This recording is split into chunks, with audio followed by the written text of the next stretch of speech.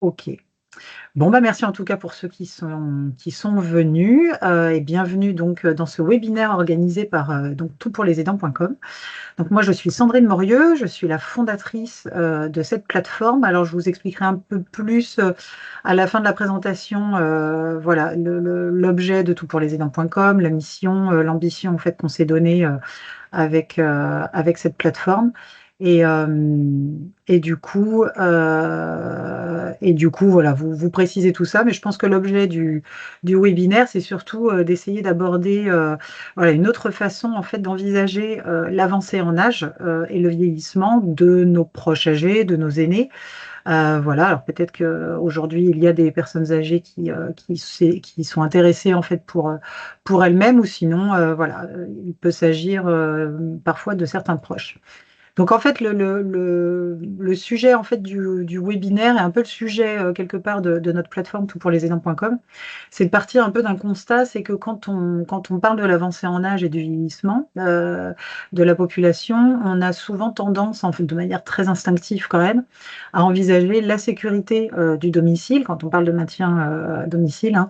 Donc la sécurité du logement et puis également en fait de voir, et d'aborder en fait le sujet de la santé de nos aînés. Donc ça, ce sont 2 pôles en fait sur lesquels, on a tendance à se concentrer. Sauf que, bah, faut quand même avouer que, depuis le temps qu'on propose en fait ce type de solution et quand on parle d'adaptation du logement et de sécurisation du logement, voilà, on parle quand même d'équipement et on se rend bien compte quand même, depuis le temps qu'on les propose, que ce sont, des, équipements ou parfois, ouais, des services qui, ont du mal à émerger ou en tout cas à être utilisés, par les personnes âgées, à être acceptés. Et en fait, bah, ce qui à mon avis, mériterait, de s'ouvrir, c'est qu'il y a d'autres façons, d'aborder, l'avancée en âge, d'autres façons d'aborder, le maintien à domicile et voilà. Donc là, l'ambition, c'est justement d'essayer de voir en fait des portes, un peu plus ouvertes, peut-être un peu plus positives et puis notamment, des choses qui seraient peut-être plus facilement acceptables, auprès de nos aînés, qu'ils auraient peut-être plus facilement en fait, envie, d'utiliser et qui pourraient être justement, des premières étapes en fait à l'acceptation, derrière peut-être d'aides techniques ou, en tout cas d'adaptation du domicile, tel qu'on peut l'envisager, de manière un peu classique, je dirais.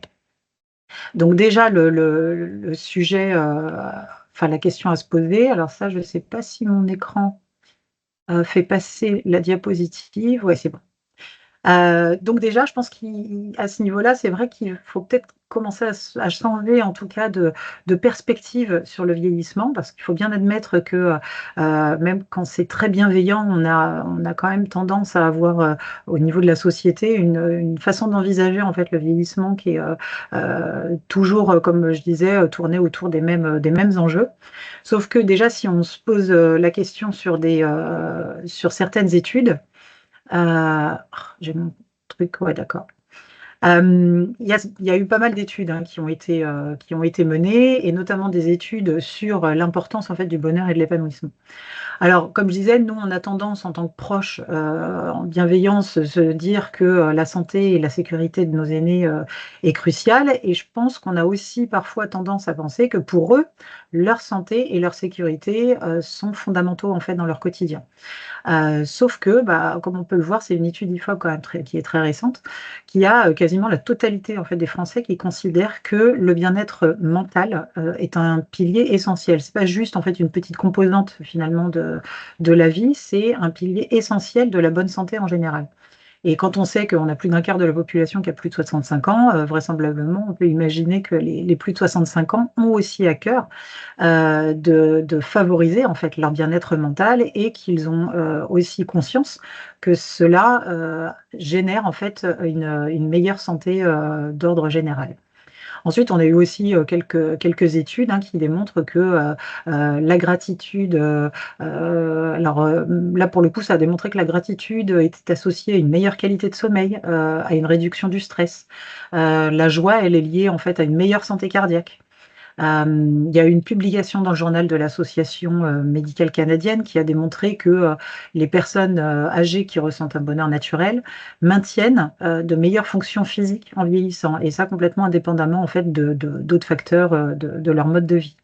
Donc même quand on veut prendre conscience finalement de la santé, de manière un peu classique finalement de nos aînés, eh bien on se rend compte que la prise en charge globale de leur bien-être, moral, mental, en fait, est aussi une porte justement vers une meilleure, santé, physique. Donc ça, après, il y a aussi des changements de mentalité, sur d'autres ordres. Donc je pense que nous, en tout cas, à toutpourlesaidants.com, on a envie, d'arrêter finalement de voir ou en tout cas de ne pas focaliser sur les contraintes, que, la plupart des gens, hein, ont tendance à vivre, en vieillissant et plutôt à nous concentrer, sur les opportunités. Parce que, faut quand même admettre, il y a plein de phases dans la vie, bah, bien avant déjà d'avoir 65 ans, qui présentent des contraintes, et des difficultés et pour autant, on n'a pas tendance à focaliser sur ces aspects-là, sauf quand il s'agit de la vieillesse. Donc le premier point, qu'on a tendance à voir, en premier lieu, c'est de se dire: «Bon, bah, voilà, qui dit avancée en âge, qui dit vieillissement, dit déclin des capacités, physiques, ou cognitives». Voilà, on a tendance à se fragiliser alors que finalement, quand on regarde bien, la vieillesse apporte, un lot, énorme en fait, d'opportunités et de points extrêmement positifs. On peut notamment dire que, voilà, quand on arrive à la retraite, pour le coup, on a déjà plus de temps à accorder, ça peut être à des loisirs, généralement, ça peut être pour se faire plaisir et c'est souvent d'ailleurs comme ça qu'on l'envisage, quand on est encore en train de travailler et qu'on voit la retraite approcher. On se dit: «Bon, bah, enfin, je vais pouvoir faire plein de choses». Faut aussi admettre qu'en vieillissant, bah, on a un peu plus de liberté de parole, on est moins arrêté en fait, au regard des autres, que les autres peuvent porter sur nous. On affirme peut-être un peu plus sa personnalité, on est un peu plus sûr de soi. Enfin voilà, c'est pas des généralités, mais enfin tout le monde ne va pas vivre, avec toutes ces opportunités-là, mais il faut quand même admettre qu'en vieillissant, voilà, on a tendance à acquérir une certaine forme de force, mentale et pour le coup, voilà, c'est le genre de point, sur lequel, il serait bon peut-être d'appuyer un petit peu plus et de mettre plus souvent en avant. Ensuite, on voit, la vieillesse ou en tout cas l'avancée en âge comme une fragilité. On avait fait, avec une personne de notre équipe à Tout pour les aidants, il y a quelques mois, un micro-trottoir et donc on s'était arrêté devant une, université, pour, questionner en fait des étudiants qui sortaient de leur fac et la question qu'on leur demandait c'était, quand est-ce qu'on devenait vieux? À quel âge, je crois que la question c'était: «À quel âge, devient-on vieux?» Et la plupart, des étudiants nous disaient: «Bah, c'est à la retraite». Et donc en fait, c'est, le principe de se dire: «Bon, bah, voilà, on est, à l'écart socialement et en gros, on n'a plus d'utilité, on n'est plus utile à quoi que ce soit et on n'est plus capable de rien». Sauf que, bah, quand on a 60-65 ans, ce qui est à peu près l'âge de la retraite, pour, la plupart des personnes aujourd'hui, on est loin d'être en déclin ou en tout cas d'être dépendant. Il y a énormément de personnes, qui sont, tout à fait, actives, vives, enthousiastes, et pour qui tout se passe bien et nous, on pense qu'au contraire, il faudrait peut-être justement essayer d'engager un peu plus, nos aînés et puis finalement les solliciter, en fait. Par rapport à tout ce qu'on a dit juste avant, il y a énormément de force en fait à vieillir. Il y a beaucoup d'acquis, il y a beaucoup de compétences, il y a beaucoup de connaissances et finalement, bah, je pense qu'on aurait tous, à y gagner à, solliciter beaucoup plus nos aînés, à leur demander, plus souvent de l'aide, ce qui, par voie de conséquence, en fait, aurait, forcément une incidence assez positive, sur leur activité, quotidienne. Ensuite, bah, comme on disait juste avant, c'est vrai qu'on a tendance à focaliser sur leurs besoins, médicaux, en se disant voilà, c'est forcément en fait le point le plus important, sauf que c'est ce qu'on va voir aujourd'hui. Il faut savoir valoriser leur bien-être émotionnel et social. C'est pas parce qu'on avance en âge qu'on n'a plus d'envie, qu'on n'a plus de désir, et qu'on n'a plus envie de découvrir des choses. Ensuite, on a quand même une approche défensive et réparatrice. Alors ce que je veux dire par là, c'est que, ça c'est toujours empreint extrêmement d'extrêmement enfin de grande bienveillance. C'est-à-dire qu'on aime nos aînés, on aime nos prochains, on a tendance à, vouloir les empêcher, voilà, d'être dans des situations à risque. Et comme, effectivement le discours ambiant c'est, beaucoup, focalisé sur, les risques de chute, l'isolement social et cetera, on peut parfois avoir une prédisposition à peut-être, voilà, essayer de les empêcher en tout cas d'avoir à vivre ces situations, entre guillemets «à risque». Alors que finalement, on peut peut-être avoir une approche, un peu plus proactive, c'est-à-dire qui ne sera pas basée exclusivement sur, l'empêchement des risques, mais plutôt sur une ouverture en fait des opportunités et justement de pouvoir, proposer des choses, qui sont plus positives et plus agréables à envisager, notamment pour nos proches, mais aussi d'ailleurs pour nous en tant que membres de la famille, voilà. Et ensuite, bah, ça, faut bien avouer, aujourd'hui, quand on a, une initiative, qui est, alors je vais dire brandée, c'est-à-dire qui porte le nom, de senior ou, adapté aux personnes âgées, et cetera, bah, alors immédiatement, quasiment, il y a un côté un peu stigmatisant. Parce que quelque part, le fait de proposer à un proche un produit qui est destiné, aux seniors, lui renvoie l'image, bah, que pour le coup, il n'est plus en capacité, de consommer finalement, comme, n'importe qui, comme tout un chacun.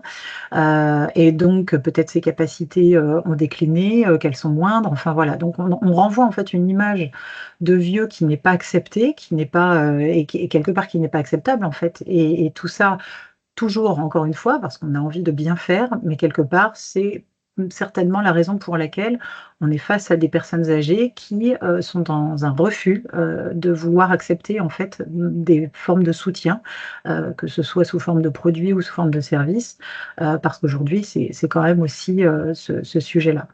Donc nous, on pense qu'il faut, finalement, dans la proposition, en fait, qu'on fait, à des personnes âgées, tourner finalement les choses beaucoup plus sur les opportunités que ça va lui offrir, sur, les chances, en fait, que ça peut donner justement d'utiliser, en fait, ce produit ou cet outil, et voilà et que finalement se sentir senior soit, quelque part un point positif.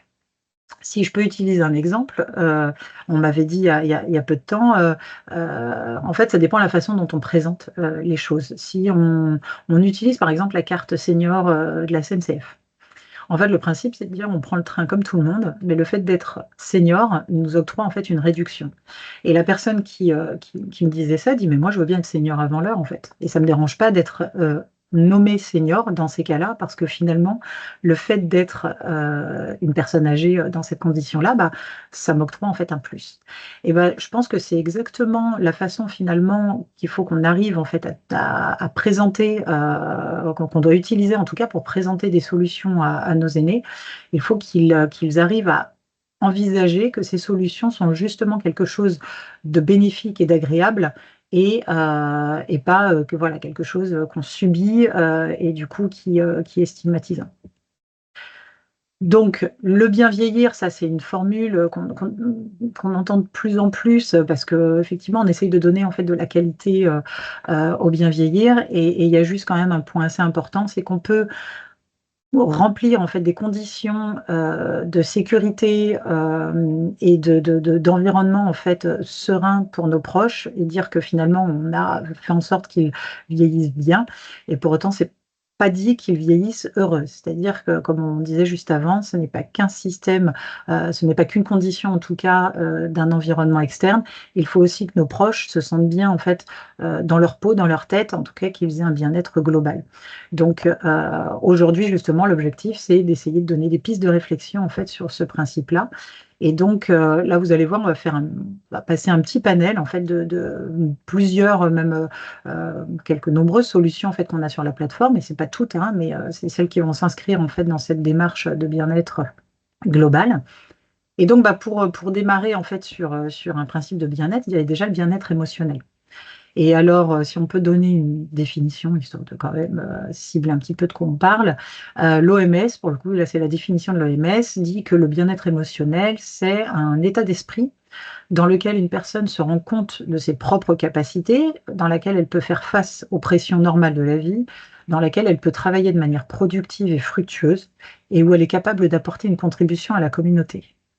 Donc si on part quand même de cette définition, on peut quand même décemment imaginer que quand on avance en âge et que du coup on n'a plus d'activité professionnelle et que peut-être on a, une forme de sédentarité ou en tout cas qu'on fait moins les choses, que indéniablement cette situation, ce changement de situation va forcément en fait avoir une incidence sur notre façon de nous percevoir et sur notre estime de nous-mêmes.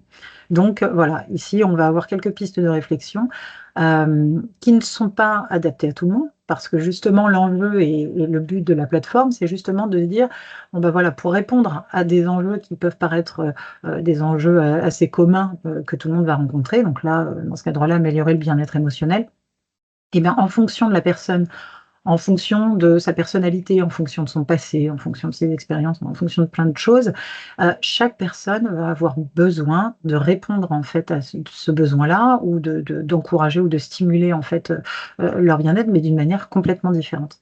Et donc, toute la beauté de la chose, en tout cas nous qu'on essaye, de mettre en place, c'est justement de permettre à chaque personne âgée de trouver une solution qui lui corresponde parfaitement, qui soit entièrement personnalisée. Donc là, dans le principe du bien-être émotionnel, déjà, on peut se dire: «Bon, bah, OK, du coup, on peut tourner autour de quoi?» Bah, moi, j'ai tendance à penser que, déjà, le bien-être, se sentir bien dans son corps, ça peut être extrêmement important, pour beaucoup de personnes. Certains vont dire: «Non, moi, voilà, c'est pas ma nature». On sait qu'il faut faire du sport, c'est indispensable. Maintenant, pour autant, et ben, voilà, on sait très bien qu'il y a pas toujours la même approche, en fait, qu'il faut avoir en fonction, des personnes. De toute façon, c'est le cas quand on a 30 ans, c'est le cas quand on a 45 ans et c'est forcément le cas aussi quand on a 65 ans ou 75 ans et que, du coup, on commence à sentir, voilà, qu'il y a des petites contraintes physiques, voilà, qui arrivent et ça, c'est un état de fait. Et donc, bah, pour y répondre, eh ben, il faut trouver la solution adéquate et qui nous corresponde. Et là, en l'occurrence, on peut, imaginer, des formules un peu comme notre partenaire, Ellie le propose. Donc Ellie, ce sont des ateliers en ligne. Donc ils lui proposent des ateliers qui tournent autour, hein, aussi du sport, mais là je les mets en avant par rapport à leur panel aussi, leur variété, de sports assez enthousiasmants qu'ils proposent parce que, Ellie alors, je crois qu'ils proposent des sports comme le qigong, le yoga ça on connaît, mais, l'aérobox, qui voilà, de l'activité physique adaptée, mais notamment des sports qu'on n'a pas toujours l'habitude d'envisager pour des personnes âgées et qui peuvent être des solutions, en fait, qui peuvent être extrêmement, séduisantes, pour certains de nos aînés.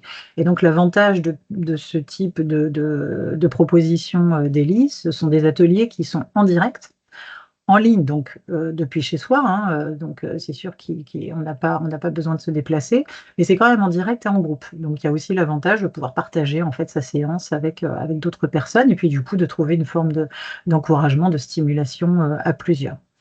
Après, tout le monde n'a pas spécialement envie d'être accompagné par d'autres personnes. Tout le monde n'a pas forcément envie de suivre, en fait, un agenda, délimité avec des horaires délimités et après, bah, vous pouvez avoir des programmes, en fait, qui sont, plus alors là, Soline adapte ton sport, ce sont des programmes, plus déjà de fitness, donc on est quand même sur une recherche, déjà de quelque chose, voilà, qui fait, éventuellement, transpirer, mais le principe de Soline adapte ton sport, c'est qu'on a accès à des vidéos de programmes qui vont plus être adaptés à certaines, bah, voilà, certaines contraintes qu'on sait, hein, qui sont assez générales pour les personnes âgées, c'est-à-dire, les douleurs de genoux, liées à l'arthrose, ça peut être des douleurs du dos, enfin voilà, donc ce sont des programmes, heu, exclusivement, développés justement pour, des contraintes en fait, comme on peut les vivre, passé un certain âge.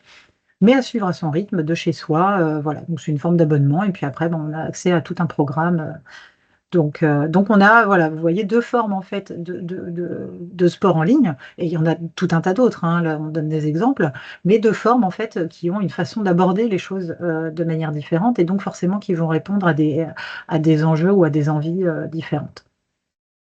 Ensuite, on a un partenaire, qui s'appelle TerraTrainer, qui lui propose un pédalier, qui est portable en fait, motorisé. On appelle ça un entraîneur, thérapeutique, actif-passif. Donc en gros, bah, c'est comme, c'est un pédalier qu'on peut poser sur la table pour entraîner ses mains. On peut le mettre par terre en fait pour pédaler. Et l'avantage de ce pédalier, c'est que déjà, bah, comme il est mobile, on peut, pédaler, de chez soi, alors, de la terrasse, du balcon ou devant, la télé, devant son programme préféré. Et ça, typiquement, bah, voilà, ça peut être, une façon de refaire du sport, en tout cas de bouger de manière complètement inconsciente devant son programme télé.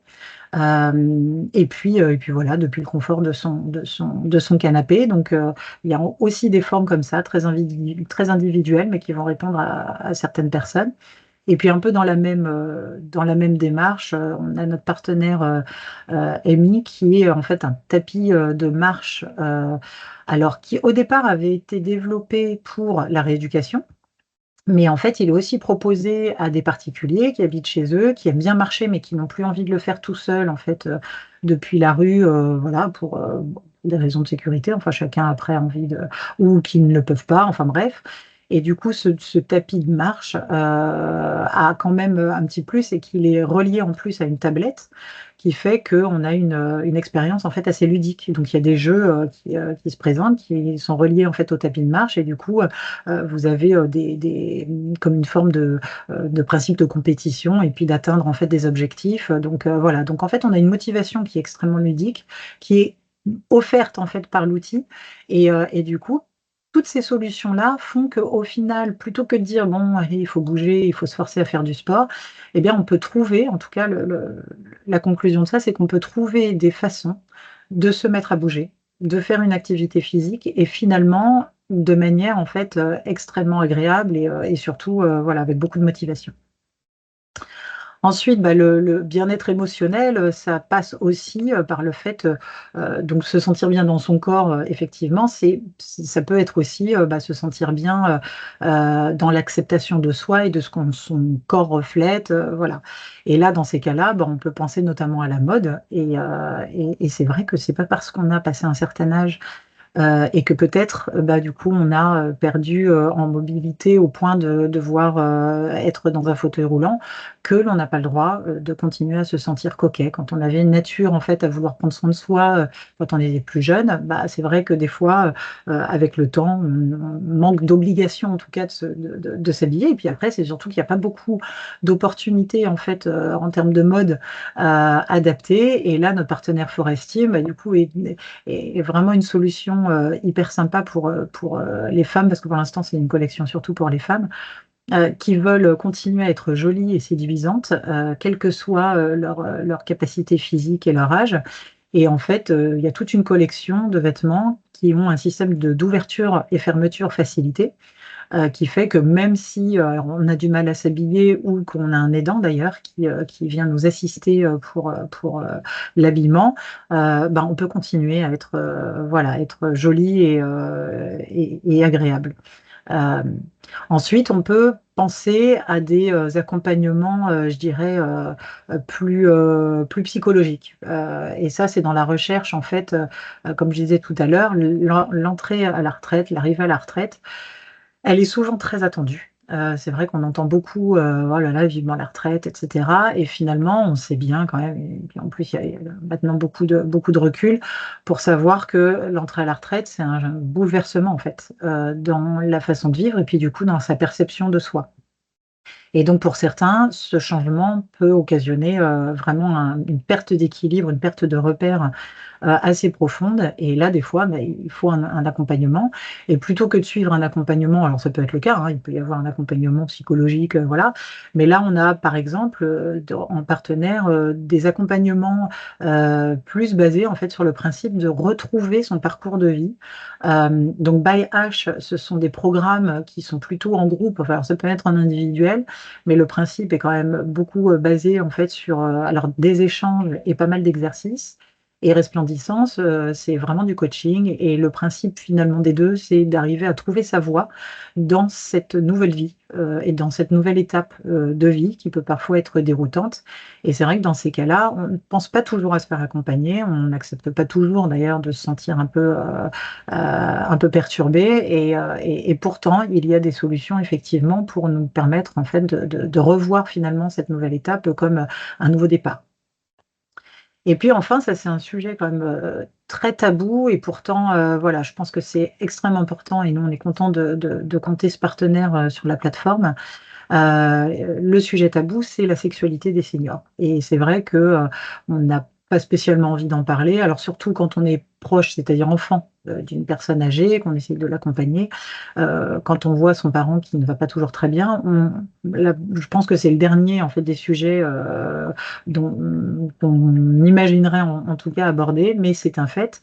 La sexualité des seniors peut poser problème pour beaucoup.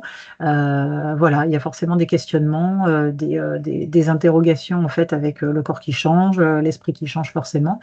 Et donc la plateforme Always Valentine a justement, ça c'est une sexothérapeute qui a monté cette plateforme, et cette plateforme permet à nos aînés de venir de manière très discrète en fait se connecter en fait à cette plateforme et puis du coup d'accéder à des parcours. Alors ça peut être des parcours d'information justement sur les changements en fait occasionnés avec l'avancée en âge et puis accompagner en fait nos aînés dans leur vie amoureuse, ce qui peut parfois débloquer aussi justement un état d'esprit des fois un petit peu négatif et qui peut permettre en fait à nos aînés de se sentir beaucoup mieux dans leur peau. Donc voilà, donc ça, ce sont des éléments, vous voyez, d'acceptation en fait de soi et d'amour de soi en fait. Je pense que c'est important de considérer que l'avancée en âge, c'est une étape comme une femme va vivre également sa grossesse. Voilà, il y a quand même des changements assez profonds et c'est assez important, en tout cas c'est assez crucial à mon sens, d'accompagner en tout cas nos aînés aussi dans cette perception et dans l'acceptation qu'il y a des bouleversements et du coup qu'il y a aussi des solutions en face qui répondent à ces besoins. Ensuite, on a forcément besoin de parler de l'épanouissement personnel. Et ça, on en revient toujours au fait que, bah oui, quand on était actif professionnellement, du coup, enfin, on ne réfléchit pas, mais on a une vraie gymnastique en fait cérébrale, quel que soit le métier qu'on a, et c'est vrai qu'on a tendance finalement à la perdre un petit peu, et on a besoin en fait de se challenger. On a tous besoin à un moment donné de sortir de notre zone de confort et d'avoir une forme voilà, de stimulation. Et donc la première des stimulations qu'on peut imaginer, c'est la stimulation cognitive. C'est comment voilà, on va stimuler nos petites cellules grises. Ça fait toujours du bien, en tout cas, de sentir qu'on est encore capable de penser, de réfléchir, etc. Et donc pour ça, c'est pareil, il y a aussi, je disais tout à l'heure, il ne faut pas stigmatiser, mais c'est vrai qu'il y a quand même des solutions qui doivent être quelque part adaptées déjà aux envies, aux perceptions des personnes âgées, et puis après, par rapport aux compétences cognitives de certains qui peuvent malheureusement parfois souffrir de maladies voilà, ou de troubles cognitifs, il faut pouvoir adapter en fait les réponses à ces situations-là. Et donc, en l'occurrence, on peut trouver des solutions comme des carnets d'activités et de jeux. Alors, on a deux partenaires sur la plateforme qui proposent ce type d'initiative. Le premier, c'est les carnets de Léon et Augustine. Et donc, cette solution, donc les carnets de Léon et Augustine, c'est plutôt pour des personnes qui veulent stimuler leur mémoire ou alors qui commencent à avoir des troubles de la mémoire, mais plutôt à un stade léger ou modéré. Quand autonome à domicile, c'est la méthode Malo. Ça, c'est un peu le même principe. Ce sont des cahiers avec des exercices et des jeux, mais avec, pour la méthode Malo, plutôt destinée en fait à des proches qui sont atteints de troubles cognitifs, plus modérés, enfin plus modérés avancés. Ensuite, on peut imaginer des jeux, en fait. On a quand même pas mal de nos aînés qui ont encore une tablette, et puis qui l'utilisent. Et LP, en l'occurrence, c'est une application de jeux vidéo sur tablette, mais contrairement aux jeux qu'on peut trouver sur les App Store, tout ce qui est un peu générique et pas toujours adapté, même au niveau de l'interface et puis de la facilité d'utilisation, là, LP s'est développé avec des sujets en fait et autour en fait de catégories qui plaisent en fait aux personnes âgées. Ça peut être le jardinage, il y a tout un tas d'univers un peu différents. Et puis l'avantage de ces jeux LP, c'est qu'ils sont aussi développés pour favoriser en fait les échanges avec les petits-enfants. En se disant, voilà, il y a les jeux vidéo qui plaisent beaucoup aux plus jeunes. Généralement, les plus âgés ont tendance à décrocher un petit peu. Et ce jeu-là, il est fait justement pour donner envie en fait à ces deux générations de se retrouver autour du jeu et puis du coup de se faire des petites compétitions voilà, plutôt sympa. Et puis enfin, l'épanouissement personnel, pour certains, ça peut être artistique. Voilà, donc certains ont vécu des passions plus jeunes, peut-être qu'ils ont dû arrêter ou alors qu'ils ont du mal à partager avec quelqu'un. Et là, Musinine, c'est un de nos partenaires qui est une application en fait, de mise en relation d'étudiants ou de jeunes actifs avec des personnes âgées, mais autour des passions communes. Donc le principe, c'est de dire, bon ben voilà, on partage ensemble un goût pour, j'en sais rien, la peinture, pour des discussions littéraires, pour la musique. Et dans ces cas-là, Musinine arrive à trouver en fait un binôme dans des personnes plus jeunes pour que du coup notre proche âgé soit accompagné par quelqu'un avec qui il va pouvoir discuter et partager en fait cette passion. Ensuite, on a tous besoin d'évasion à un moment donné, quel que soit notre âge, et c'est le cas exactement, enfin c'est le cas aussi quand on a passé un certain âge. En fait, on a besoin d'évasion physiquement ou alors dans la tête. On a besoin d'aller voir ailleurs, on a besoin voilà, de s'ouvrir au monde et puis de voir aussi un petit peu ce qui se passe de par le monde. Et pour ça, en l'occurrence, il y a tout un tas de solutions. Là, on en a listé quatre encore. Là, ici, ce partenaire Happy Monsieur, c'est une plateforme qui propose uniquement des locations de vacances qui sont adaptées aux personnes à mobilité réduite. Donc là, ce qui est génial, c'est que du coup, on peut se dire, quand on a un proche qui est limité, enfin, qui a des capacités motrices en fait limitées, soit parce qu'elle a une aide à la marche et donc des difficultés à marcher, ou sinon qui est en fauteuil roulant, et on peut encore se permettre de dire, tiens, allez, on se fait un petit séjour de dernière minute, un petit week-end de dernière minute, ou alors, oui, on peut aller passer les vacances à la mer l'été prochain. Et on ne s'inquiétera pas de savoir si l'appartement est bien adapté ou pas. Et puis monsieur, voilà, s'arrange et s'assure en tout cas que les locations qui sont répertoriées sur sa plateforme sont tout à fait adaptées en fait à une mobilité réduite. Ensuite, on peut avoir envie, entre guillemets, de sortir de chez soi, mais depuis chez soi.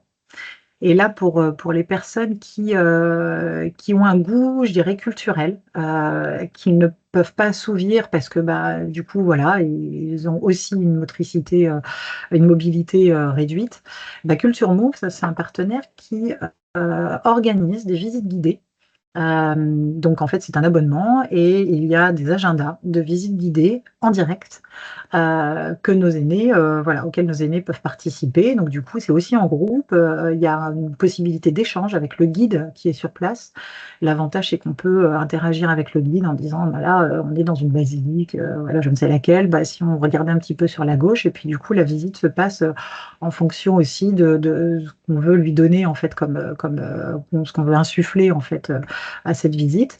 Et puis après, ils ont une bibliothèque en plus de visites guidées après que nos aînés peuvent visionner quand ils en ont envie et puis quand ça les arrange.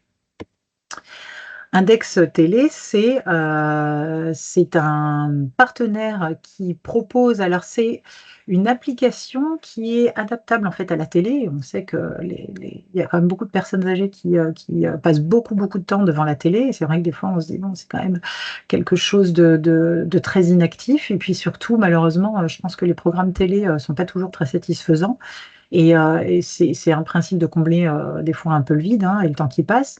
Et du coup, Index Télé a imaginé une application qui s'adapte à la télé, mais également après aux tablettes et aux téléphones portables. Alors, il propose tout un bouquet de services, voilà, mais là, je le mets en avant parce ils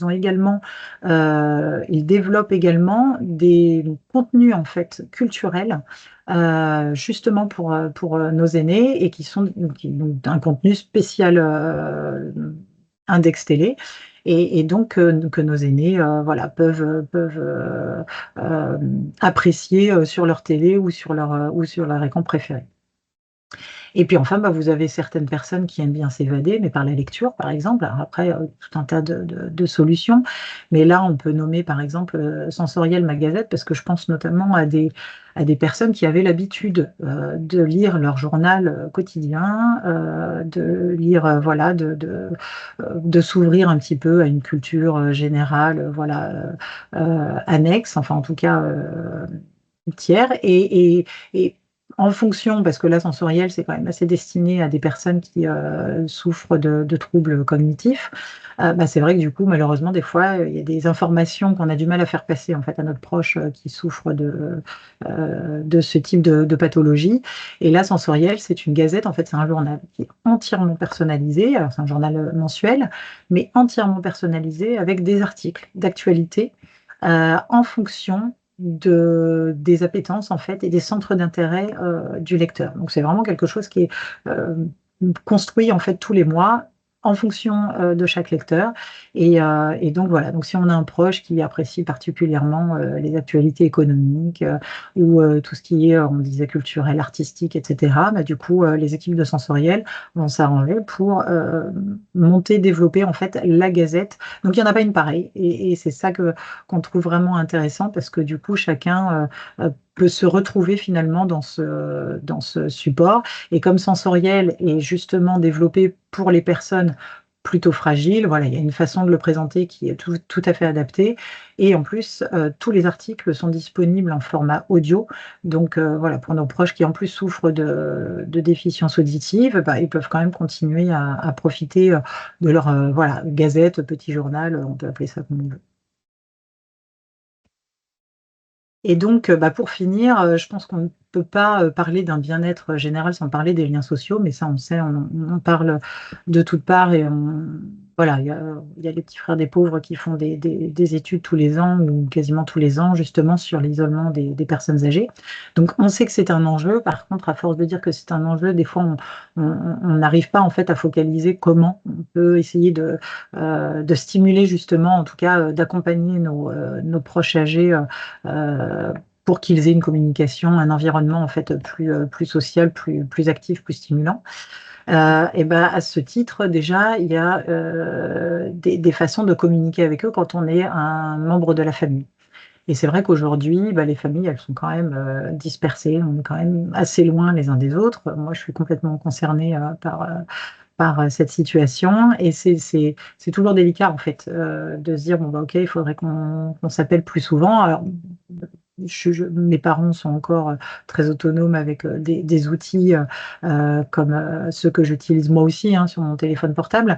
Mais finalement, plus ils vont avancer en âge et plus on sait que les outils voilà, évoluent tellement vite qu'on arrive à ne plus les comprendre. Même moi, des fois, je suis un peu perdue. Et donc, bah, pour ça, vous avez des applications qui sont justement destinées à des personnes âgées qui n'arrivent plus en fait à suivre le développement numérique et pour lesquelles il faut des interfaces qui soient facilitantes, des interfaces voilà, qui permettent de les contacter facilement, que eux puissent nous contacter aussi facilement. Et donc, dans ce cadre-là, on a par exemple Mon Lien Visio, qui est une application qui peut alors s'adapter déjà à la tablette en fait de votre proche, ou alors qui propose d'ailleurs lui-même une tablette. Et Mon Lien Visio, en gros, ça remplace WhatsApp et Skype. C'est une façon justement de pouvoir converser en visio de manière très très directe, très simplifiée, sans vraiment aucune barrière, voilà, juste en quelques clics. Donc ça permet une prise en main assez facile pour des personnes qui sont en perte d'autonomie. Et puis en face, Bonjour Henri, bah, alors il s'appelle l'assistant vocal du lien social, donc c'est le même enjeu quelque part. Mais l'interface de Bonjour Henri a peut-être une variété d'applications un peu plus large et ça en fait finalement une solution de lien social, mais peut-être pour des personnes qui sont un peu plus autonomes. Donc voilà, encore une fois, je pense qu'il y a des solutions pour tout le monde et en fonction des capacités de tout le monde. Ensuite, on a bah, nos aînés, on essaye de les appeler, mais c'est vrai que bah, on est tous pris quand même entre notre activité professionnelle, les enfants, etc. Donc on sait qu'il faut qu'on les appelle et puis bah, malheureusement le temps passe et puis c'est pareil, une journée en fait d'une personne âgée, c'est quand même très long. Et là, il y a Allo Mamie qui a imaginé en fait un système d'appel téléphonique quotidien. Le principe, c'est de dire bon bah voilà, petit coup de fil, ça fait toujours plaisir. Et donc Allo Mamie au départ recueille des éléments, des détails en fait des centres d'intérêt, de la personnalité en fait de la personne qui va avoir le coup de téléphone tous les jours. Et puis du coup, voilà, va engager la conversation autour de ces sujets que la personne âgée va apprécier. Et l'air de rien, c'est vrai que quand on se lève le matin et que il y a des matins où on se lève, il y a des personnes qui se disent en gros, j'ai rien à faire aujourd'hui.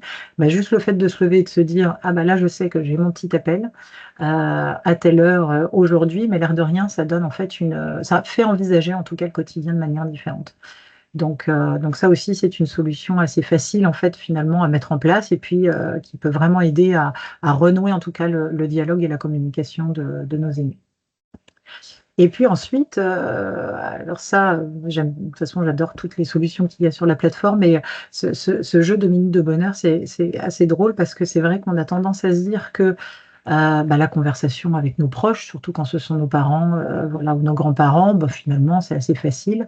Or, c'est pas si facile que ça. Et puis, c'est surtout que quand on a envie d'engager la conversation de manière vraiment très régulière ou assez souvent, on se rend compte parfois qu'on manque un peu de contenu. On ne sait pas trop, en fait, sur quoi emmener la conversation pour que finalement, ça ait vraiment de la teneur, en fait. Et en fait, 2 minutes de bonheur, c'est juste un petit jeu de cartes et c'est de dire, voilà, en 2 minutes, on va répondre à une question. Et les questions sur les cartes se veulent, c'est en fait une thérapeute de psychologie positive qui a développé ces jeux. Et le principe de 2 minutes de bonheur, c'est de dire, bon, OK, on soulève un sujet et généralement, ce sont des questions qu'on n'aurait jamais pensé poser, qui ne sont pas gênantes, mais plus des questions, voilà, qui peuvent emmener sur un terrain très personnel, mais qui sont posées sous une forme vraiment très ludique de jeu de cartes. Et là, l'avantage, c'est que en fait, les langues se délient. Donc ça peut être un jeu qui, au départ, peut être un peu déroutant parce qu'il peut y avoir des questions, voilà, les plus grosses bêtises que j'ai faites en étant plus jeune. Et quand on est face à un proche qui peut-être n'a pas spécialement envie de jouer, je pense que ce jeu-là, on peut l'initier en se disant, tiens, voilà, j'ai trouvé un super jeu et je joue avec mes amis d'ailleurs souvent. Enfin voilà, on peut. Et tiens, si on tirait une carte. Et c'est vrai que dans ces cas-là, ça peut être au téléphone, ça peut être en visio, ça peut être du coup en face à face, mais ça peut être une ouverture finalement de discussion et d'échange comme de nous-mêmes, on ne pourrait pas en fait imaginer les lancer. Et puis dans les liens sociaux, je pense qu'il y a aussi la présence en fait, physique forcément et dans la présence physique, comme on disait juste avant, le problème c'est que quand on est soi-même un membre de la famille, un proche, d'une personne âgée qui est, à domicile, on peut pas toujours être là, on peut pas toujours être présent et je pense qu'il y a un frein, souvent à faire appel à des tiers. Et ça, je pense que c'est dommage parce qu'au final, comme on se freine à faire des choses comme ça ou en tout cas à proposer, aussi ce type d'accompagnement à nos proches, voilà, en fait, la journée n'est pas comblée. Alors qu'il y a, des solutions, mais extrêmement, enthousiasmantes, vraiment positives, en fait. Et en l'occurrence, ça, je pense qu'on en entend de plus en plus parler et c'est notamment les accompagnements intergénérationnels. C'est-à-dire qu'on voit bien qu'il y a quand même un fossé aujourd'hui, quand même un peu plus grand entre, les différentes générations, justement par l'éloignement géographique, par l'éloignement numérique. Et donc là, ce sont des initiatives qui, proposent en fait de mettre, enfin de trouver des étudiants ou des jeunes actifs pour venir passer du temps avec, nos aînés. Et là, ça peut être mais autour de n'importe quoi. Le principe, ça peut être de dire: «Bon voilà, maman mange, maintenant toute seule, le midi ou le soir, déjà, du coup, je me rends compte qu'elle mange peut-être pas assez et puis c'est surtout que c'est triste, enfin je veux dire, elle est un peu seule donc eh bien, on peut très bien imaginer qu'un étudiant vient, l'aide à faire ses courses et puis du coup, passe le temps du déjeuner, ou du dîner avec elle. Ça fait un moment de partage, un moment d'échange et puis de vitalité qui peut être extrêmement intéressant. Maintenant, l'intergénérationnel, je pense que ça peut séduire énormément de personnes, mais pas tous et je pense qu'il faut aussi considérer que certaines personnes âgées n'ont pas spécialement envie de se retrouver avec des jeunes de 18 ou 20 ans et ça, il faut aussi l'accepter et dans ces cas-là, Mamie Lucette, c'est un accompagnement également, par, des dames, monsieur de compagnie, mais là, par contre, c'est de l'intragénérationnel. C'est-à-dire que Mamie Lucette va chercher des jeunes seniors, donc des personnes qui sont tout juste, en fait, à la retraite ou un peu après, en tout cas des seniors qui sont très, très actifs, très autonomes, pour venir, aider, accompagner, passer du temps, en fait, avec, des personnes, plus âgées. Donc là, on voit quand même qu'il y a des initiatives qui sont hyper agréables et qui du coup permettent quand même quand on est soi-même très occupé, qu'on ne peut pas être présent autant qu'on voudrait en fait avec nos proches, de se dire: «Bon, c'est pas que je délègue, mais quelque part, voilà, j'octroie en tout cas, un petit moment, un petit rayon de soleil, à mon proche» et puis je pense qu'on se sent quand même aussi plus serein, quand on est, soi-même, un membre de la famille. Donc voilà, donc on a fait le tour. J'espère que c'est quand même pas trop dense, mais tout ça pour dire que, comme vous le voyez, parce que c'est vraiment l'objet de tout ça, c'est de montrer en fait à quel point, il existe un panel de solutions et là encore une fois, ce n'est qu'une petite partie en fait, qu'une petite sélection de solutions que nous avons, en tant que partenaire sur la plateforme Tout pour les aidants, qui est elle-même en train de se développer et d'accueillir de nouveaux partenaires, constamment. Et pour nous, en fait, l'enjeu et c'était ça un peu la genèse et le départ, en fait, de ce projet, c'était, de se dire: «Voilà, nous, on ne veut pas imaginer que la vieillesse, c'est forcément indéniablement quelque chose qui se fait, dans la peine, dans la difficulté». Vieillir, voilà, c'est censé être aussi une opportunité, de joie, de partage, de rayonnement. Enfin, nos aînés, en tout cas, le méritent bien et puis surtout qu'ils en sont encore totalement capables et ce, quelles que soient les pathologies qu'ils ont.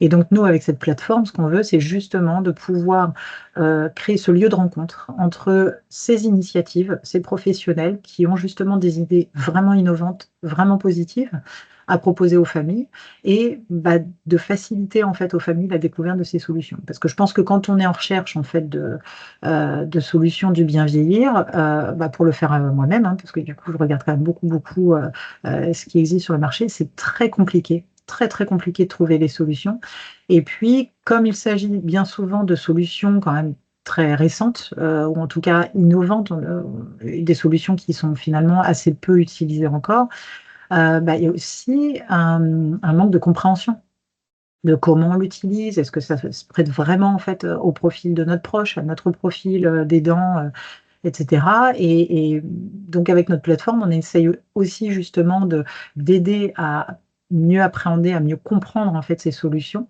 en expliquant de manière, la plus exhaustive possible justement de quoi il s'agit, à qui c'est destiné, voilà. Nous on est persuadés qu'il n'y a pas une solution qui répond à tout le monde et à tous les besoins et donc l'objectif de la plateforme, c'est vraiment justement de donner en fait tout cet éventail de solutions et d'initiatives qui existent et pour que les familles puissent, du coup, voilà, sélectionner, ce qui leur convient le mieux. Donc ce que je vous invite à faire, c'est, à nous suivre sur les réseaux sociaux, parce qu'on est quand même très, très actifs, sur les réseaux.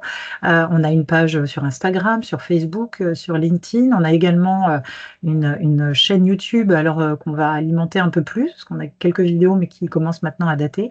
Je pense que cette vidéo sera présente sur la chaîne YouTube, bientôt.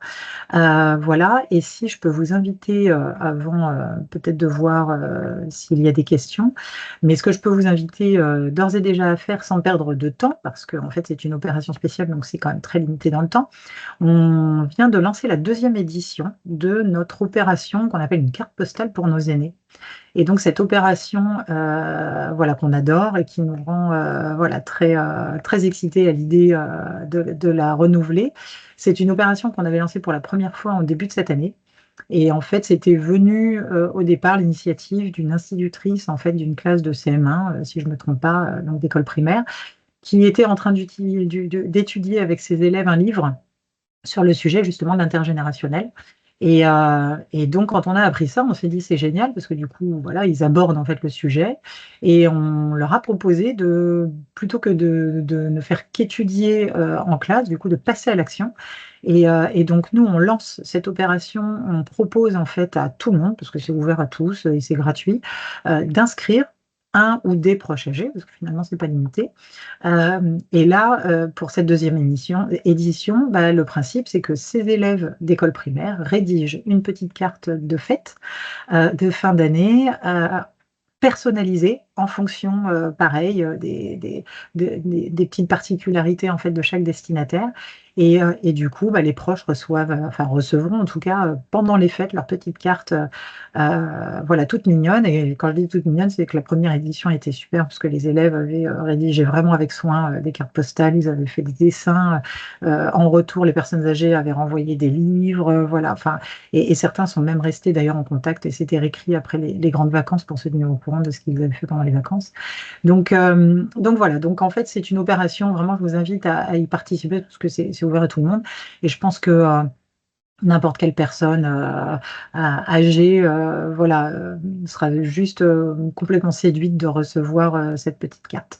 Donc vous avez un QR code, si vous voulez le flasher, vous allez atterrir sur la page d'explication de cette opération et puis en laissant votre email, du coup on vous enverra un formulaire à remplir avec les coordonnées de votre proche qui sera destinataire de la carte.